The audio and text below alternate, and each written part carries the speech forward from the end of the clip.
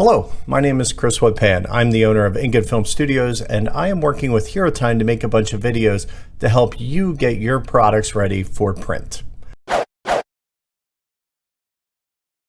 The first episode is going to be what is the difference between raster-based programs like Photoshop and vector-based programs like Illustrator.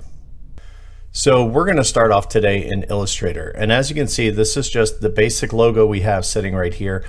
When you design logos, you want them to be scalable, and this is really where vector-based imagery comes into play in a very large way.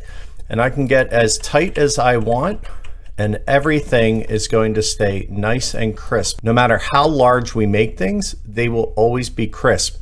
That is because each image is actually created by a vector line.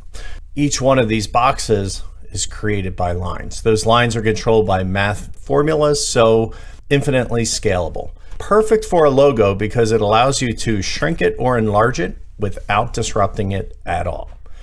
Photoshop, on the other hand, is what we call raster-based. That means literally every piece in this puzzle is a dot on the screen. Now, painters and artists love Photoshop because it does give them the most realistic effects and tools because they aren't constrained by math programs. So if somebody's designing a cover for you and drawing it, it's usually going to be done in this program because it makes a lot more sense, and the tools designed to get beautiful, gorgeous artwork is all designed around Photoshop. So you can see right here, I have that exact same logo that I exported, but it's only at 72 DPI.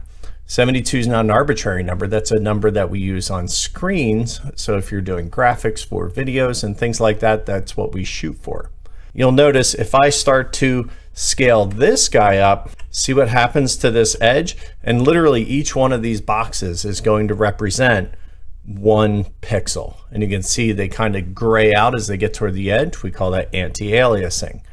Just something to be aware of. 300 is closer to print. As you can see here, scales much better. So that's because we're getting a lot more what we call pixel density, and I have to go super far in before I even start to see that grid and see the edges. So I hope that really helps give you an understanding of what the big difference is between vector-based, infinitely scalable, and shrinkable. Okay, icons, logos, things like that are perfect.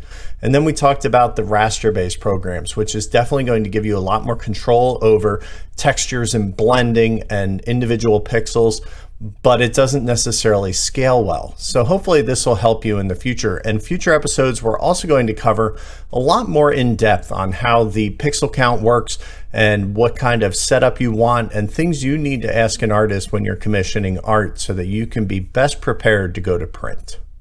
Thanks, stay tuned, and we'll see you on the next one.